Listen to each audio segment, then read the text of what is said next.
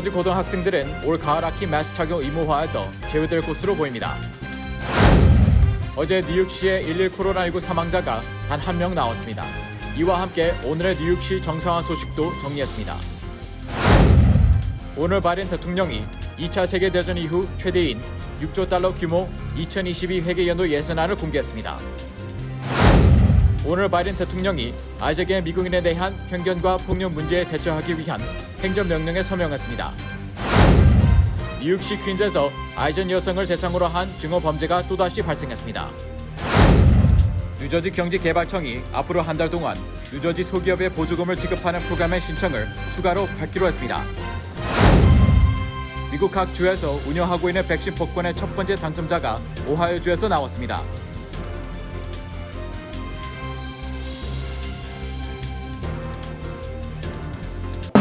노아은행 맨해튼 지점이 한인타운 중심부인 31가와 32가 사이 피프스 아비뉴 1층으로 확장 이전했습니다. 동포사회에 꼭 맞는 다양한 상품과 고객 만족 서비스로 여러분께 다가가겠습니다. 한인 비즈니스의 내일을 생각하는 은행 노아은행, 멤버 FDIC and Equal Housing Lender.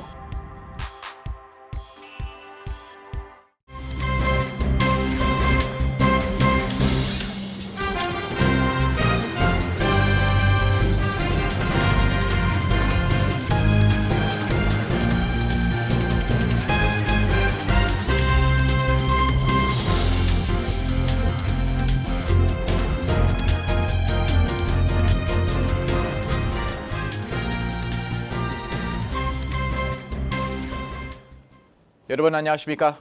KBTV 뉴스 9 이창원입니다. 뉴저지 고등학생들은 올 가을 학기 마스크 착용 의무화에서 제외될 것으로 보입니다.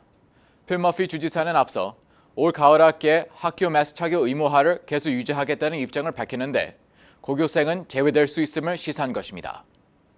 필 머피 뉴저지 주지사는 12세 이상은 코로나19 백신 접종이 가능하기 때문에 올 가을 학기에 고교생의 경우 마스크 착용을 의무화하지 않은 것이 합리적이라고 생각한다고 밝혔습니다. 이는 가을 학기 전까지 많은 고교생들이 백신 접종을 마친다면 마스크 착용을 의무화하지 않겠다는 의미로 풀이됩니다. 주 보건국 통계에 따르면 현재 뉴저지의 12세에서 17세 약 20만 2천 명이 코로나19 백신을 맞았습니다. 다만 12세 이하인 학생들의 경우 아직 백신 접종 대상이 아니기 때문에 9월 학기에 마스크 착용이 필요할 것으로 보인다고 머피 주지사가 밝혔습니다. 이와 함께 뉴저지는 메모리얼데이 연휴 시작인 오늘부터 코로나19 백신 접종을 완전히 마친 주민들은 실내에서도 마스크를 쓰지 않아도 됩니다. 오늘부터 뉴저지 식당이나 소매점, 개인관리업소 등에서 마스크를 착용하지 않고 입장할 수 있게 됐습니다.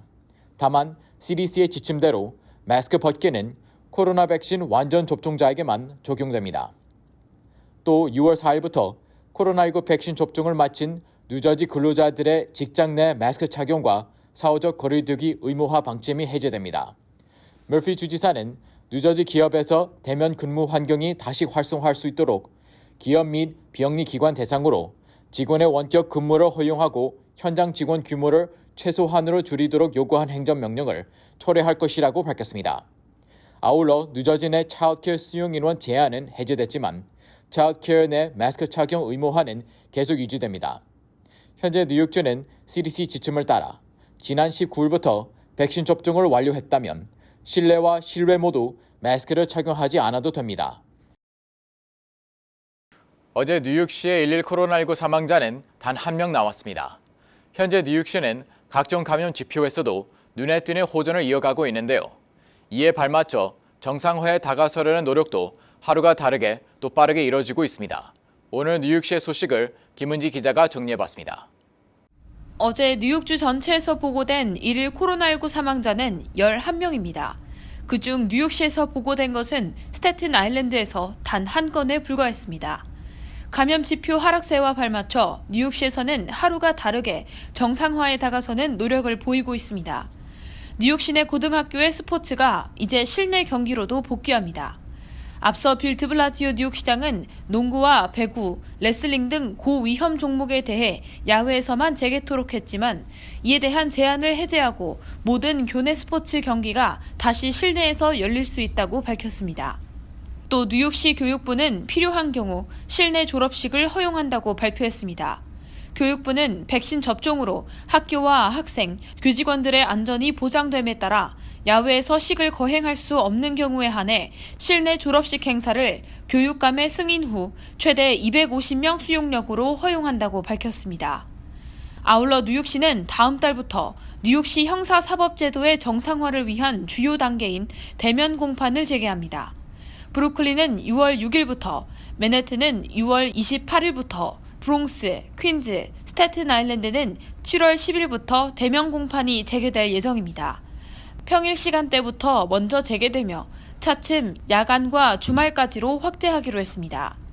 뉴욕시 공판은 코로나19에 따른 제한 조치로 인해 지난해 3월부터 비대면으로 진행됐으나 일부 시 지도부와 경찰국들은 이 기간 범죄 증가의 원인 중 하나로 형사사법제도에 차질이 빚어진 것을 꼽고 있습니다.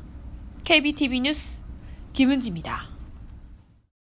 오늘 바이든 대통령이 교육, 교통, 기후변화 대응 등에 대한 대규모 신규 투자를 포함하는 6조 달러 규모 2022 회계연도 예산안을 공개했습니다. 이는 2차 세계대전 이후 최고 수준의 연방 지출입니다. 올 10월부터 적용되는 2022 회계연도 예산은 코로나19 위기 전인 2019년보다 35%가량 늘어난 것으로 바이든 대통령이 취임 후 제안한 2조 2,500억 달러 규모 인프라 법안, 1조 8천억 달러 규모 미국 가족 계획 등의 부양책이 포함됐습니다. 국방 예산은 7,150억 달러 규모로 에너지부 등 관련 부문 예산을 합치면 7,530억 달러로 2021 회계연도보다 1.7% 늘어난 규모인데 중국 억지를 위한 핵 전력 현대화와 미래 전력 개발에 초점이 맞춰져 있다고 언론들이 보도했습니다. 또 보건복지와 교육부 예산이 각각 2021 회계연도보다 23%, 41% 증가했습니다. 바이든 대통령은 부자와 기업에 대한 증세로 재원을 마련하겠다는 계획을 발표한 바 있습니다. 소득 상위 1%의 고소득자에게 적용되는 연방소득세 최고 세율을 37%에서 39.6%로 인상하고 법인세율도 현행 21%에서 28%로 인상하며 기업들의 해외 이익에 대한 세율도 21%로 인상하는 방안을 추진하고 있습니다. 예산안은 미국이 올해 5% 정도의 성장률을 보일 것이며 내년 4.3%로 다소 내려갔다 이후 2% 정도로 안정될 것이라고 전망했습니다. 연방정부 부채 규모는 미 전체 경제 규모보다 커져 2027년 국내 총생산의 116%에 달할 것으로 관측됐습니다. 또 월가의 우려와는 달리 급속한 인플레이션은 없을 것이며 소비자 물가 인상은 연간 2.3%를 넘지 않을 것으로 전망했습니다. 한편 공화당에서는 바로 예산안에 대해 평가절하했습니다. 이미 바이든 대통령의 인프라 투자 계획 등에 대해서는 의회 내 논의가 시작된 상태이지만 규모는 물론 증세를 통한 재원 충단 방안 등을 두고 여야 간 큰 입장 차이를 보이고 있습니다. 조 바이든 대통령이 아이작의 증오범죄 방지법에 서명한 데 이어 오늘 아이작의 미국인에 대한 편견과 폭력 문제에 대처하기 위한 행정명령에 서명했습니다. 바이든 대통령은 오늘 아시아계 차별 반대 행정명령에 서명하고 아시아계 미국인과 하와이 원주민, 태평양 도서 지역인에 대한 차별 철폐를 위한 백악관 차원의 별도 계획을 마련한다고 밝혔습니다. 백악관은 아시아계 미국인과 하와이 원주민 등은 우리 사회, 경제, 문화에 매우 중요한 공헌을 하고 있지만 인종차별과 외국인 혐오가 이들의 안전과 존엄을 계속 위협하고 있다고 밝히고 특히 코로나19 대유행과 일부 정치 지도자들의 혐오 발언들은 아시아계에 대한 편견과 폭력, 혐오 감정의 비극적 급증으로 이어졌다고 지적했습니다. 바이든 행정부는 아시아계 차별 반대 법안을 통해 증가하고 있는 아시아계를 상대로 한 편견과 폭력 행위에 대한 연방정부 차원의 대응을 조율할 방침입니다. 또한 아시아계 이민자들과 하와이 원주민들을 대상으로 경제적 안정책과 기회를 확대하는 방안도 마련하며 언어 장벽도 낮추기로 했습니다.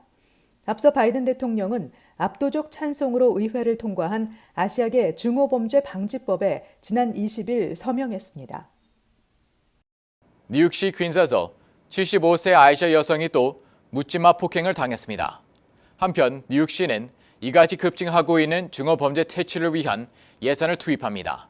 김은지 기자의 보도입니다. 뉴욕 시경에 따르면 아시안 여성 폭행 사건은 지난 26일 오후 2시 30분경 퀸즈 지역 코로나 97 플레이스와 57 애비뉴 교차 지점에서 발생했습니다. 사건 현장에 설치된 감시 카메라를 보면 이 사건 용의자는 길에서 마주친 여성 노인의 얼굴을 주먹으로 마구 때려 쓰러뜨리고 도주했습니다. 여성이 비명을 지르며 쓰러지자 지나던 행인들이 911에 신고해 병원으로 이송했습니다. 여성은 두 눈에 멍이 들고 코뼈가 부러지는 부상을 입었습니다. 피해자는 40년 동안 코로나에서 살았던 중국계 여성 노인으로 보복이 두려워 신원을 밝히지 않고 있습니다. 경찰은 20대에서 30대로 보이는 백인 용의자를 쫓고 있습니다. 콧수염을 기른 용의자는 초록색 나이키 티셔츠를 입고 붉은색 운동화를 신고 있었습니다. 경찰에 따르면 올 들어 뉴욕시에서는 86건의 아시안 증오범죄가 발생했습니다. 지난해 19건에 비해 4배 이상 급증한 것입니다. 한편 뉴욕시는 이같이 급증하고 있는 증오범죄의 퇴치를 위해 싸우는 커뮤니티 단체들을 돕기 위해 $300만 투입합니다. 어제 빌 드블라지오 뉴욕시장은 증오범죄 퇴치를 위한 증오방지 파트너스 포워드 이니셔티브를 출범한다고 밝혔습니다. 뉴욕시 증오범죄 방지국은 이번 이니셔티브를 통해 증오범죄 방지를 위해 힘쓰는 6개 커뮤니티 단체에 지원금을 제공하고 증오범죄 방지와 신고 및 피해자들을 위한 서비스를 제공할 계획입니다. KBTV 뉴스 김은지입니다. 코로나19 사태로 타격을 받은 뉴저지 소기업에 보조금을 지급하는 프로그램이 4차까지 진행됐는데요. 많은 업소들이 사전 등록을 못해 보조금을 받지 못한 가운데 뉴저지 경기개발청이 앞으로 한 달 동안 다시 신청을 받기로 했습니다. 소기업 긴급 지원 보조금 프로그램은 직원 50인 이하의 식당과 주점에 $3,500만, 차일드 케어 센터와 유치원 등에 $1,000만, 직원 5인 이하 업소에 $2,500만 등이 배정됐습니다. 보조금 액수는 직원 수에 따라 차이가 있는데 직원 5명 이하 업체는 $10,000까지, 직원 6명에서 25명인 소기업은 $15,000까지, 직원 26명에서 50인 소기업은 $20,000까지입니다. 4차 지원은 사전 등록을 한 뒤 업종별로 날짜를 나눠 신청서를 제출하는 방식으로 실시됐는데 적지 않은 업소들이 사전 등록을 못해 보조금을 받지 못한 것으로 알려졌습니다. 이런 가운데 최근 주정부가 추가로 $2억 이 프로그램에 지원하기로 결정했습니다. 이번 기간 동안 보조금을 받기 위한 사전 등록 역시 웹사이트를 이용하면 됩니다. 뉴저지 경제개발청은 6월 말까지 진행되는 사전 신청과 심사는 선착순이 아니기 때문에 서두를 필요는 없다고 밝혔습니다. 오하이오주에 사는 20대 여성이 $100만 백신 복권에 당첨됐습니다. 27일 뉴욕타임스 등 언론 보도에 따르면 오하이오주 백신 접종자를 대상으로 도입한 웩스 밀리언 복권에 첫 당첨된 행운의 주인공은 22세 여성 아비게일 버겐스키입니다. 이에 앞서 오하이오주는 백신 접종을 마친 응모자 약 270만 명 중 각각 $100만 지급하는 한 명과 대학교 학비를 지원하는 한 명을 추첨했습니다. 그 결과 $100만 버겐스키에게, 대학 학비 지원은 14세 남학생 조제프 코스텔로에게 돌아갔습니다. 버겐스키는 복권 당첨 소식을 듣고 누구에게든 백신을 맞으라고 권고하고 싶다면서 $100만 당첨은 충분한 보상이라고 말했습니다. 오하이오주는 앞으로 5주간 수요일마다 접종자 중 한 명씩 선정해 $100만 줄 예정입니다. 주 정부가 이런 계획을 발표하면서 일각에선 돈 낭비라는 비판이 제기됐지만 이 계획이 시행되면서 백신을 맞는 16세 이상 주민은 일주일간 33%나 증가했습니다. 한편 뉴욕주는 지난 24일부터 28일까지 백신을 접종한 시민들에게 $500만 잭팟의 주인공이 될 수 있는 기회를 제공하고 있습니다. 이 복권은 시중에서 $20에 판매되고 있는 뉴욕주 스크래치 오프 복권으로 1등 당첨금은 $500만, 2등 $5만, 3등 $2만 등입니다. 가장 낮은 13등급 상금은 $20입니다. 뉴욕주는 이 복권을 주 정부가 운영하는 백신 접종센터 10곳에서 접종받을 경우 무료로 제공했으며 오늘 행사를 종료했습니다. 내 집같이 편안한 은행 뉴 밀레니엄 뱅크가 뉴저지 클로스터와 뉴욕 플러싱에 새로운 지점을 오픈하였습니다. 클로스터 570 피어먼트 로드와 플러싱 141 노던 블러바드에 위치한 새 지점에서 모든 금융 업무와 혼무 기지 상담도 함께 해드립니다. Member of FDIC and Equal Housing Lender. 연방 공휴일인 오는 31일 메모리얼 데이에는 뉴욕, 뉴저지주의 연방, 주, 시정부 사무실과 법원 등 모든 관공서가 휴무에 들어갑니다. 또 우체국이 일제히 문을 닫으며 우편 배달 서비스도 제공되지 않습니다. 주택가 일반 쓰레기와 분리수거 쓰레기 수거도 없으며 요일별 교대 주차 규정도 적용되지 않습니다. 뉴욕 증권거래소도 이날 문을 닫고 한인은행을 포함 모든 은행들이 영업하지 않습니다. 뉴욕 총영사관 민원실도 휴무합니다. 뉴욕 메트로폴리탄 교통공사 전철과 버스, 롱아일랜드 레일로드, 페리 등 대중교통 수단 모두 평일이 아닌 주말 스케줄로 운행됩니다. 지난 26일 주 뉴욕 총영사관은 보도 자료를 통해 관할 지역의 코로나19 상황이 안정돼 감에 따라 코로나19 이전과 동일하게 업무 시간을 조정한다고 발표했습니다. 이에 따라 오는 6월 1일부터 뉴욕 총영사관 근무 시간은 오전 9시부터 오후 5시까지로 조정됩니다. 민원실의 경우 오전 9시부터 오후 4시 30분까지로 운영 시간이 조정돼 이전보다 30분 더 연장 운영됩니다. 총영사관 측은 민원인과 직원들의 보건 안전 확보를 위해서 민원실 사전 예약제는 당분간 유지할 예정이라고 덧붙였습니다. 어제 앤드류 쿠오모 뉴욕 주지사는 기자회견을 열고 맨하튼 그랜드 센트럴역까지 롱아일랜드 레일로드를 연결하는 이스트사이드 액세스 프로젝트가 전력 공급 시스템 등 일부 공사를 제외한 모든 주요 공사가 완료돼 주민들에게 개방된다고 밝혔습니다. 주지사는 올 여름 서드레일 전력 공급 공사와 시험 운행을 마치면 내년에는 맨해튼에 시간당 24대의 롱아일랜드 레일로드 열차가 더 들어서게 된다고 설명했습니다. 총 공사비 110억 달러를 투입해 그랜드 센트럴 터미널 아래쪽에 35만 스퀘어피트 규모의 터미널을 신축하는 이 프로젝트는 현재 맨해튼 서쪽 펜스테이션에만 연결된 롱아일랜드 레일로드 노선을 맨해튼 동쪽 그랜드 센트럴 터미널까지 연결해 펜스테이션에 승객이 몰리는 과밀 현상을 해소하는 취지로 착공됐습니다. 코로나19 팬데믹 규제가 점차 풀리면서 해외여행을 준비하는 사람들의 여권 신청이 급증한 것으로 나타났습니다. 그러나 국무부 여권부서의 업무가 완전히 정상화되지 않아 서류 수속도 늦어져 여행 계획에 차질을 빚는 경우도 생겨나고 있습니다. 국무부에 따르면 4월 말 기준 여권 발급에 필요한 기간은 최소 10주에서 12주, 팬데믹 이전에는 6주에서 8주 정도였던 수속기간이 2배 가까이 늘었습니다. 수속비를 2배로 주고 급행 수속을 신청해도 4주에서 6주가 걸립니다. 각 지역에 있는 여권 수속기관을 방문해 72시간 안에 받을 수 있는 응급 신청 역시 생사를 다투는 응급 상황과 긴급 해외여행 또는 출장으로 제한돼 이용하기가 쉽지 않습니다. 이에 국무부와 국토안보부는 1월 1일자로 만료된 여권을 가진 해외의 미국인들에게 올해 말까지 만료된 여권으로도 미국에 재입국할 수 있게 허용한다고 밝혔습니다. 단 한 차례만 허용되며 다른 나라를 방문할 수는 없습니다. 국무부는 이번 조치로 약 10만 명의 미국인들이 만료 여권으로 재입국할 것으로 예상했습니다. 잠시 후 커뮤니티 브리핑을 전해드립니다.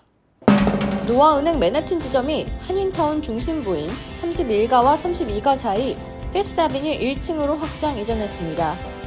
동포 사회에 꼭 맞는 다양한 상품과 고객 만족 서비스로 여러분께 다가가겠습니다. 한인 비즈니스의 내일을 생각하는 은행 노아은행, Member FDIC and Equal Housing Lender.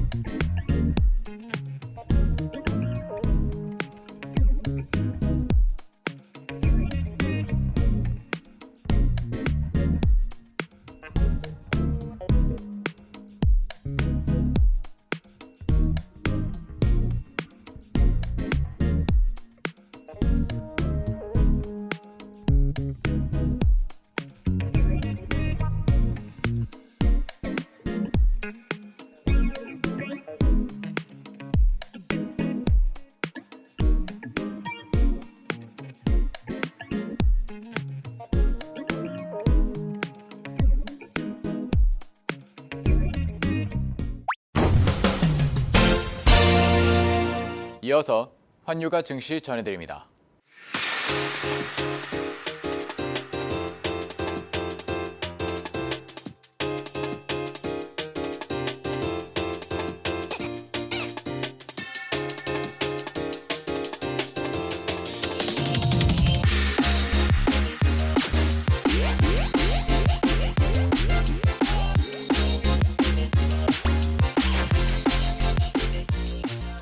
잠시 후 뉴욕과 뉴저지 날씨 전해드립니다.